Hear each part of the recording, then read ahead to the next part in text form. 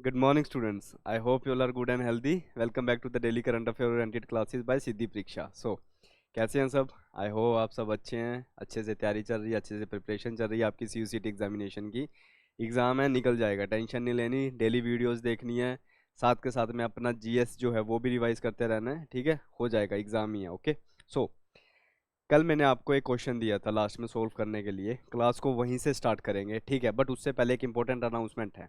Announcement ये है कि जो मेजर हमारा जीके का कॉन्सेप्ट था, इंटरनेशनल न्यूज़, डिफेंस एक्सरसाइजेज, ठीक है, उसके बाद रिपोर्ट्स अभी चल रहा है, रैंकिंग चल रहा है, कॉन्फ्रेंसेज एंड एग्रीमेंट्स, ठीक है, ये सारे जो जो इंपॉर्टेंट टॉपिक्स थे, अवार्ड्स, स्पोर्ट्स सेक्शन की न्यूज़, ये सब हम कर चुके हैं, राइट. अब अनाउंसमेंट ये है इंपॉर्टेंट कि कल अवार्ड्स ये जो रिपोर्ट्स है इसका चैप्टर खत्म हो जाएगा, राइट. अब इसके बाद जो अगली क्लास होगी उसमें हम कुछ भी एक्स्ट्रा याद करने वाला नहीं करेंगे, बल्कि हम करेंगे क्वेश्चन सोल्व, ठीक है. क्योंकि at the end of the day आपको एग्जामिनेशन के अंदर क्वेश्चन ही सोल्व करने हैं, राइट. सो बेस्ट क्वेश्चंस, कुछ ऐसे क्वेश्चंस भी होंगे उसके अंदर जिसका कॉन्सेप्ट हमने अब तक नहीं किया, तो साथ के साथ उन क्वेश्चंस को सोल्व करते हुए हम जानेंगे कि बेसिकली इसके पीछे की स्टोरी क्या है, राइट. और उसमें कुछ क्वेश्चंस ऐसे होंगे जो अब तक हम क्लास में कवर कर चुके हैं, ठीक है. जैसे कि अब डेली क्लास में तो हम एक क्वेश्चन सोल्व कर रहे हैं at the end of the class, ठीक है. एक क्लास पूरी डेडिकेटेड होगी किसके ऊपर? क्वेश्चंस के ऊपर, राइट. कि क्वेश्चन कैसे एग्जाम में आएंगे. ओके, ठीक है. यही अनाउंसमेंट थी. अब क्लास को स्टार्ट करते हैं कल के क्वेश्चन के साथ. कल मैंने आपको क्या क्वेश्चन दिया था? कल मैंने आपको बोला था कि जो बहुत ही इंपॉर्टेंट जो टेनिस का प्लेयर है उनका नाम था नोवाक डिजोकोविक. अब मैंने बोला था आपको कि जो नोवाक डिजोकोविक है वो, यस, मैंने ये क्वेश्चन आपको दिया था. एक बार इस क्वेश्चन को रीड करिए दोबारा से. आई होप कि आप सबने इस क्वेश्चन का आंसर दिया है, राइट. क्वेश्चन था कि जो नोवाक डिजोकोविक है बहुत ही ज़्यादा इम्पोर्टेंट ये पर्सनैलिटी है टेनिस से. अब ये जो टेनिस से है, मैंने पूछा था कि ये कौन सी रीजन से बिलोंग करते हैं. चार ऑप्शन आपके पास था. क्या ये बेल्जियम से है, या अर्जेंटीना से, या सर्बिया से है, या जर्मनी से है, राइट. अब कल ये इमेज नहीं थी, इमेज मैं लगा देता हूँ आपको. अब इस इमेज को देख के याद आ गया होगा, क्योंकि if you are regular in this class तो आपको याद आ गया होगा कि इनके बारे में हमने पढ़ा था जब हम अवार्ड्स का सेक्शन भी लेके चले हुए थे और स्पोर्ट्स की न्यूज़ लेके चले हुए थे, ठीक है. ये है नोवाक डिजोकोविक और आंसर है इस क्वेश्चन का ऑप्शन नंबर सी, सर्बिया. ये कहाँ से है? ये सर्बिया से बिलोंग करते हैं, राइट. आई होप ये क्वेश्चन का आंसर आपका सही हुआ, सही नहीं भी हुआ तो देख लीजिए कहाँ से है, सर्बिया से है ये टेनिस प्लेयर, ठीक है. अब आज की क्लास की इंपॉर्टेंट रिपोर्ट है ये. अब रिपोर्ट स्टार्ट करते हैं. क्लास का पैटर्न वैसा ही रहेगा, रिपोर्ट्स, उसके बाद इंपॉर्टेंट बुक, और लास्ट में आपका आपके लिए एक बहुत ही ज्यादा इंपॉर्टेंट क्या क्वेश्चन, ठीक है. आज की पहली रिपोर्ट है, बहुत इंपॉर्टेंट रिपोर्ट है, करप्शन से रिलेटेड है, ठीक है. आपको पता है कि करप्शन एक बहुत ही बड़ा इशू है. अब हम इस पे डिबेट तो नहीं करेंगे कि करप्शन है, इतनी है, पब्लिक सेक्टर में इतनी है, बट हम एक रिपोर्ट के जरिए देखते हैं कि इंडिया में जो करप्शन का लेवल है वो कितना है, और कौन सी ऐसी कंट्रीज है जहाँ पे करप्शन बहुत ही ज़्यादा कम है, मतलब उनकी गवर्नमेंट, उनके जो पब्लिक सेक्टर अंडरटेकिंग्स हैं वहाँ पे करप्शन कम है, ठीक है. देखते हैं, और ये भी देखेंगे कि स्कोर कितना मिलता है, ठीक है. सबसे पहली रिपोर्ट है जो आज हमारे पास है, उसका नाम है करप्शन परसेप्शन इंडेक्स 2023.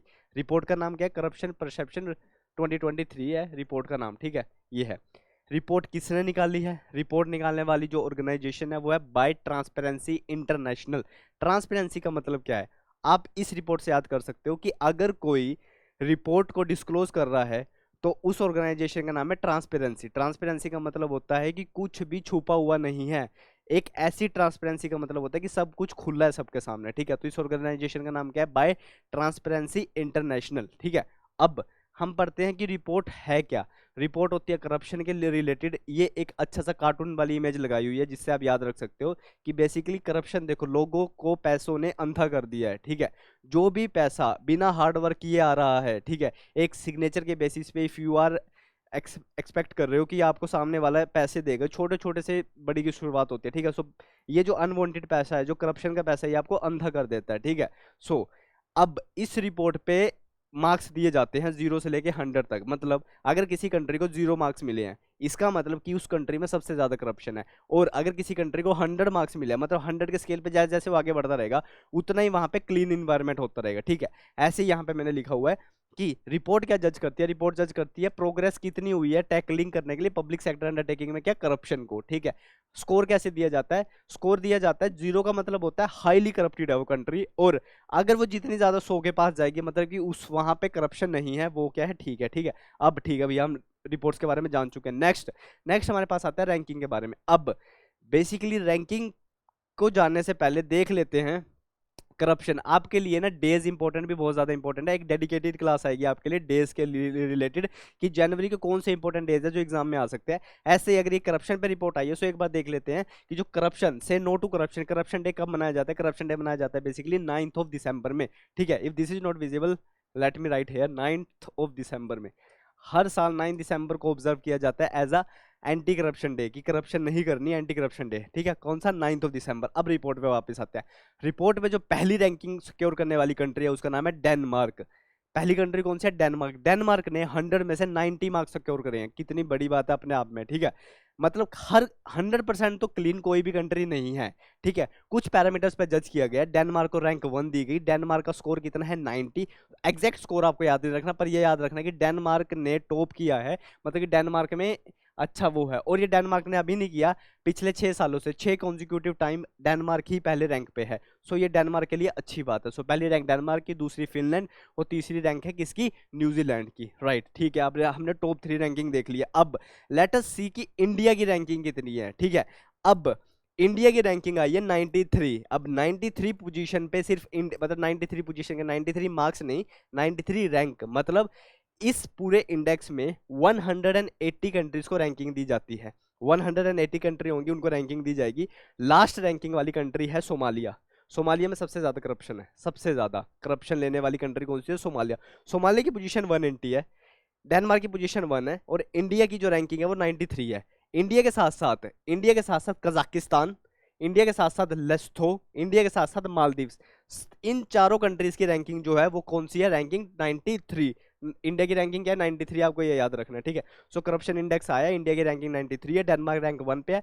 इसको निकालता कौन है, ट्रांसपेरेंसी इंटरनेशनल। खत्म, ये रिपोर्ट खत्म। हमेशा 4 चीजें याद रखनी है, खत्म। और करप्शन डे कब मनाया जाता है, हर साल 9th ऑफ दिसंबर में। राइट, अब चलते हैं अगली रिपोर्ट पे। पहली रिपोर्ट करप्शन से रिलेटेड देख लिया, सो दूसरी रिपोर्ट देख लेते हैं डेमोक्रेसी से रिलेटेड। ठीक है, सो डेमोक्रेसी से भी इंडेक्स आता है। ठीक है, ये बहुत ही प्यारा चार्ट है, पहले इस चार्ट को समझ लीजिए। ठीक है, कि ये रिपोर्ट जज क्या करती है बेसिकली। अब डेमोक्रेसी का मतलब होता है कि एक सिटीजन्स की कितनी राइट है कि वो अपने लीडर्स को इलेक्ट कर सके वोट डाल के, उसका मतलब होता है डेमोक्रेसी। जैसे कि आप नॉर्थ कोरिया देखते हो, कंट्रीज कुछ ऐसी देखते हैं जहां पे अभी भी किंग का राज है। ठीक है, अब वहां पे अगर किंग का राज है तो बेसिकली लोगों को, जो सिटीजन्स है, उनको राइट ही नहीं है कि वो इलेक्ट कर सके, किन को इलेक्ट कर सके, अपने लीडर को इलेक्ट कर सके। ठीक है, अब इंडिया में हम देखते हैं कि इलेक्शंस है, अभी भी इलेक्शन चले हुए हैं, और इलेक्शन कमीशन ऑफ इंडिया ने हर जगह एक ऐसा एटमोसफेयर क्रिएट कर लिया है कि बेसिकली इस स्टेट के, अभी जम्मू एंड कश्मीर के इलेक्शन होके हटे हैं, अभी हरियाणा और पंजाब में भी इलेक्शन है मई में, 24 और 26 मई के आसपास। ठीक है, सो ये क्या, ये एक अच्छी डेमोक्रेसी की बात है कि हम खुद अपना लीडर क्या कर सकते हैं, इलेक्ट कर सकते हैं। ऐसे ही ये डेमोक्रेसी इंडेक्स आता है, पब्लिश करने वाली जो ऑर्गेनाइजेशन है इसको, वो है बाय, ये किसकी तरफ से आ रहा है, इकोनॉमिस्ट इंटेलिजेंस यूनिट। किसकी वजह से, किसकी तरफ से आ रहा है, ईसीआई की तरफ से, आप ऐसे याद कर सकते हो, ईसीआई। अब ये इलेक्शन कमीशन यूनिट, ईसीयू, इसको आप याद कर सकते हो ईसीयू से। ठीक है, अब ये इलेक्शन कमीशन वाला नहीं है, ये कौन सा है, इकोनॉमिक्स इंटेलिजेंस यूनिट, इसकी तरफ से रिपोर्ट पब्लिश होती है।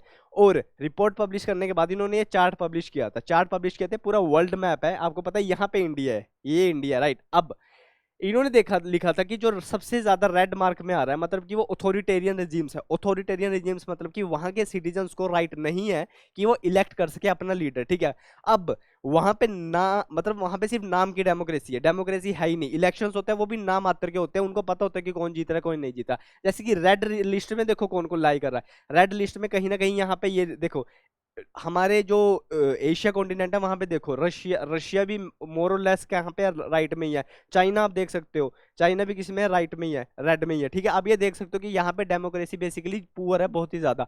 ऐसे ऐसे हम आगे जाएंगे कि अगर येलो आया तो सिटीजन्स को थोड़ी थोड़ी लिमिटेड राइट्स हैं, ऐसे ही ब्लू आया सो बेसिकली वहां पे फेवरेबल डेमोक्रेसी, फेवरेबल वो क्या कहते हैं, लोगों को राइट है कि वो इलेक्ट कर सके। और आप देख सकते हो कि इंडिया, यहाँ पे इंडिया को देख सकते हो कि इंडिया का जो पोजीशन है वो ब्लू है, मतलब कि सेफ है, इंडिया में डेमोक्रेसी है, हम खुद अपने लोगों को क्या कर रहे हैं, इलेक्ट कर रहे हैं। ये था इंडेक्स के बारे में। अब रैंकिंग देख लेते हैं। जब रैंकिंग की बात करें तो बेस्ट डेमोक्रेसी अगर देखा जाए पूरे वर्ल्ड में तो सबसे पहली पोजीशन पे आने वाली कंट्री है नॉर्वे कंट्री। नॉर्वे क्या एक स्कैंडिनेवियन कंट्री है। नॉर्वे अगर देखा जाए तो नॉर्वे कहाँ पे है, ये नॉर्वे है यहाँ पे, ये तीन है ना जो ये स्कैंडिनेवियन कंट्रीज है। Let me change the marker, wait a minute, या let me show you this by this. हाँ, I hope this is visible. यहाँ पे है, ये है डेनमार्क है, नॉर्वे है, स्वीडन है। ये तीन जो कंट्रीज है ना, ये आप देखोगे कि जो नॉर्वेन स्कैंडिनेवियन कंट्रीज होती है ना, ये रैंक में हमेशा ज्यादातर टॉप ही करती है। हमने पिछला करप्शन इंडेक्स देखा, उस पर टॉप किया डेनमार्क ने, डेनमार्क भी यहीं पे है। ऐसे ही नॉर्वे ने इस इंडेक्स को किया, वो भी यहीं पे है। सो ये जो नॉर्वे, डेनमार्क, स्वीडन है ना, ज्यादातर इंडेक्स को क्या करती है, टॉप करती है। ठीक है, क्यों करती है, क्योंकि वहां की पॉलिसीज कुछ ऐसी है, वो शांत कंट्रीज है, उसके आसपास थोड़ा वॉर वाली क्रिएशन, मतलब वॉर वाली सिचुएशंस भी क्रिएट नहीं होती। और सबसे बड़ी बात है जो उनके बॉर्डरिंग कंट्रीज है वो ठीक है। अब इंडिया एक ऐसी लैंड लॉक कंट्री आ गया, पीछे चाइना, इधर पाकिस्तान है, यहाँ पे बांग्लादेश है, तो आप खुद ही समझो। सो यहाँ पे टॉप 3 कंट्रीज है। पहली पोजीशन किसने सिक्योर करी है, नॉर्वे ने। सो सबसे पहले नॉर्वे है, दूसरे पे न्यूजीलैंड है। न्यूजीलैंड देखो करप्शन इंडेक्स में भी न्यूजीलैंड की तीसरी रैंकिंग थी, और डेमोक्रेसी में भी दूसरी रैंकिंग है। तीसरी रैंकिंग वाला कंट्री है आइसलैंड। अब ये democracy index, corruption index 180 countries में देखा जाता था, डेमोक्रेसी इंडेक्स को देखने के लिए होती है 167 कंट्रीज। सो टोटल 167 कंट्रीज हैं जिनके ऊपर ये डेमोक्रेसी वाला वो किया जाता है। लास्ट पोजीशन अफगानिस्तान की है। करप्शन में लास्ट पोजीशन किसकी थी, सोमालिया की थी। अब ये भी देख लेते हैं कि जैसे कि करप्शन एंटी करप्शन डे 9 दिसंबर को मनाया जाता है, ऐसे ही जो हमारा डेमोक्रेसी इंटरनेशनल डेमोक्रेसी डे होता है वो हर साल कब मनाया जाता है, 15 सितंबर में। हर साल कब मनाया जाता है, 15 सितंबर में क्या बनाया जाता है। तो ये इंपॉर्टेंट डेज है, इन डेज को याद रखना। ऑल दो मैं एक डेडिकेटेड क्लास भी लेके आऊंगा जिसमें सिर्फ और सिर्फ हम इंपॉर्टेंट डेज के बारे में पढ़ेंगे, पर साथ के साथ इनके बारे में पढ़ते हैं क्योंकि रिपोर्ट सारी है तो पढ़ लेते हैं। सो डेमोक्रेसी डे 15 सितंबर, एंटी करप्शन डे का मनाया जाता है 9 दिसंबर। अब इंडिया की रैंकिंग देखते हैं। इंडिया की रैंकिंग है 41st। ठीक है, इतनी बुरी रैंकिंग नहीं है, 167 कंट्रीज में से 41st रैंकिंग है इंडिया की, राइट। सो इंडिया की रैंकिंग आपको याद रखनी है, इंडिया की रैंक है 41, राइट, ग्रेट। उसके बाद हमारी नेबरिंग कंट्रीज देख लेते हैं। पाकिस्तान, पाकिस्तान की रैंकिंग 118, पाकिस्तान की रैंकिंग कितनी है, 118।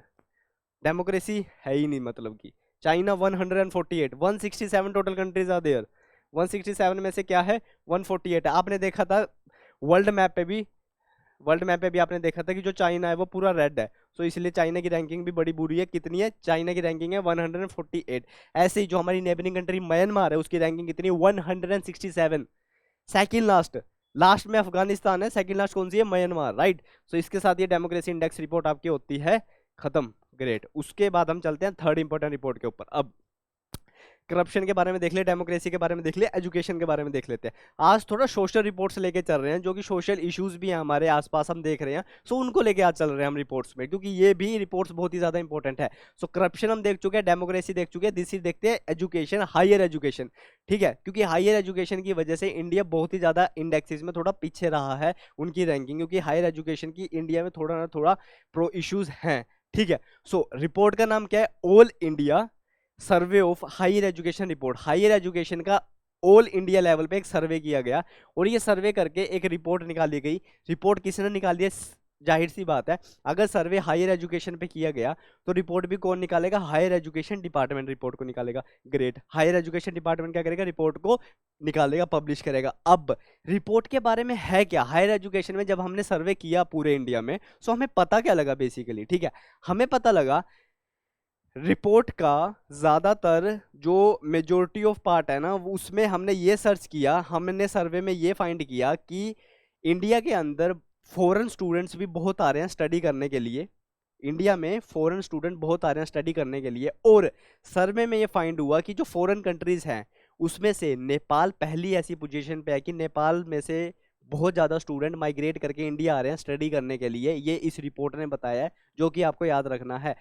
जैसे कि कल मैंने आपको बताया था कि कुकिंग कोयल हम इंडिया कुकिंग कोयल यूएई से सबसे ज्यादा क्या करवा रहा है, सॉरी ऑस्ट्रेलिया से सबसे ज्यादा क्या करवा रहा है, इंपोर्ट करवा रहा है कुकिंग कोयल इंडिया, ठीक है। और इंडिया की तरफ से सबसे ज्यादा जो वर्कर्स बाहर काम करने जा रहे हैं वो यूएई में जा रहे हैं। ऐसे ही अगर पूछा जाए कि इंडिया में फॉरेन स्टूडेंट सबसे ज्यादा कौन सी कंट्री से पढ़ने आते हैं, पहली पोजीशन पे है नेपाल। यहाँ पे देखियो, the largest number of foreign student coming to India to pursue higher education are from Nepal. कहाँ से है वो, नेपाल से हैं। अब पहली पोजीशन पे अगर नेपाल है, दूसरी पे कौन है, अफगानिस्तान है। दूसरी पे कौन सी, अफगानिस्तान है। नेपाल के स्टूडेंट अफगानिस्तान की। तीसरी रैंक पे जो कंट्री है ना, आप सुन के थोड़ा हैरान हो जाओगे कि जो तीसरी रैंक पे है वो हमारी नेबरिंग कंट्री नहीं है, वो है अमेरिका।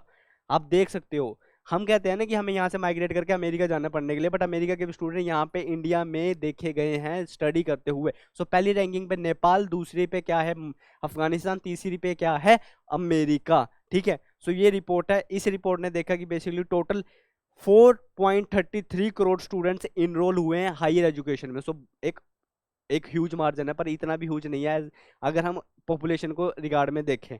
और इस रिपोर्ट ने बताया है कि अगर नेपाल से, अफगानिस्तान से, अमेरिका से बच्चे माइग्रेट करके अगर इंडिया में पढ़ने आ रहे हैं हायर एजुकेशन के लिए, तो ये भी तो देखें कि कौन सी स्टेट में बच्चे जा रहे हैं। ये इंडिया है, इंडिया के अंदर कौन सी स्टेट में सबसे ज्यादा लोग बाहर फॉरेन स्टूडेंट्स सबसे ज्यादा देखे जा रहे हैं। सो इंडिया की कर्नाटका स्टेट ऐसी है जहां पे सबसे ज्यादा फॉरेन स्टूडेंट्स देखे गए हैं। चंडीगढ़ हरियाणा नहीं, पहली पोजीशन पे कौन सी है, कर्नाटका। सो कर्नाटका में कम से कम 6,004 स्टूडेंट्स देखे गए हैं, जो कौन से हैं, फॉरेन स्टूडेंट्स का इनरोलमेंट देखा गया। दूसरी पोजीशन पे कौन सी स्टेट है, पंजाब। पंजाब में बहुत फॉरेन स्टूडेंट्स देखे गए। आप पंजाब यूनिवर्सिटी में भी देख सकते हो, बेसिकली वहां पे भी आपको फॉरेनर दिख जाएंगे। अमेरिका से नहीं दिखेंगे पर फॉरेनर आपको दिख जाएंगे। वहां पे इंटरनेशनल हॉस्टल भी है यहाँ तक के। उसके बाद हम देख रहे हैं तीसरी कंट्री हमारे पास हो जाती है महाराष्ट्र।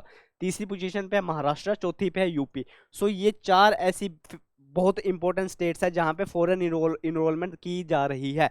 पहली पे कर्नाटका, दूसरी पे पंजाब, तीसरी पे महाराष्ट्र, चौथी पे यूपी। इसका स्क्रीनशॉट ले लीजिए, लिख लीजिए, बहुत इंपॉर्टेंट रिपोर्ट है ये, ठीक है, क्योंकि ये इंडिया की अपनी रिपोर्ट है। उसके बाद चलते हैं अगली रिपोर्ट पे। अब नेक्स्ट रिपोर्ट हमारे पास जो इंपॉर्टेंट आ रही है वो आ रही है डिजिटल इकोनॉमी को लेके। अब अभी रिसेंट में देखा हमने कि इंडिया ने G20 को होस्ट किया। G20 में 20 कंट्रीज आर देयर। अब G20 में जितनी भी कंट्रीज है उन सबको सरपास करके तीसरी पोजीशन पे इंडिया पहुंच गया है डिजिटल में। किसको, डिजिटलाइजेशन क्या होता है कि आज हम मॉडर्न है, हमारे पास फोन्स है, हम फोन को यूज कर रहे हैं, हर घर में फोन है बेसिकली, ठीक है, हम फोन को यूज कर रहे हैं। हम जो डिजिटल इंडिया, एक एक एक डिजिटलाइजेशन की तरफ इंडिया क्या कर रहा है, अपने आप को मूव करवा रहा है, ठीक है। अब डिजिटलाइजेशन को अडोप्ट करने के चक्कर में, अडोप्ट करने के लिए इंडिया जो है वो थर्ड पोजीशन पे आ गया है, यही इस रिपोर्ट ने बोला है। So India third largest digital country है एज पर दी ICRIER। इसने ये रिपोर्ट को पब्लिश किया है, ठीक है। अब ये तो सिर्फ ऐसे कवर पेज है, रिपोर्ट के अंदर चलते हैं। एग्जैक्टली रिपोर्ट का नाम है क्या, रिपोर्ट का नाम है state of India digital economy 2024। Recent 2024 जनवरी की ये रिपोर्ट है, इसीलिए ये रिपोर्ट बहुत ही ज्यादा इंपॉर्टेंट है। 2022-23 की नहीं है, बल्कि 2024 की ये रिपोर्ट है। अब इसमें क्या है, स्टेट ऑफ इंडिया, रिपोर्ट का नाम है इंडिया डिजिटल इकोनॉमी 2024। रिपोर्ट को पब्लिश किसने किया है, रिपोर्ट को पब्लिश किया है ICRIER। फुल फॉर्म क्या है, by Indian council for research on international economic relations. इस ऑर्गेनाइजेशन ने इस रिपोर्ट को लॉन्च किया है, बहुत इंपॉर्टेंट है, स्टार मार्क में लगा रहा हूं।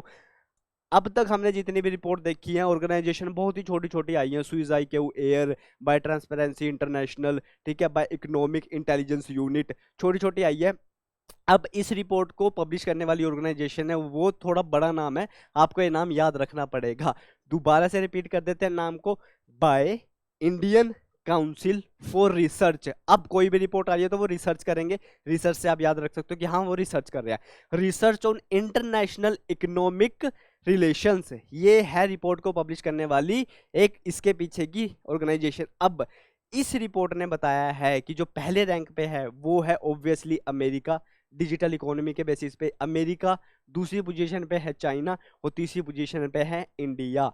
इंडिया थर्ड पोजीशन पे है। अब किसी भी रिपोर्ट में अगर इंडिया इतनी अच्छी पोजीशन पे है ना, वो रिपोर्ट अपने आप में इंपॉर्टेंट बन जाती है।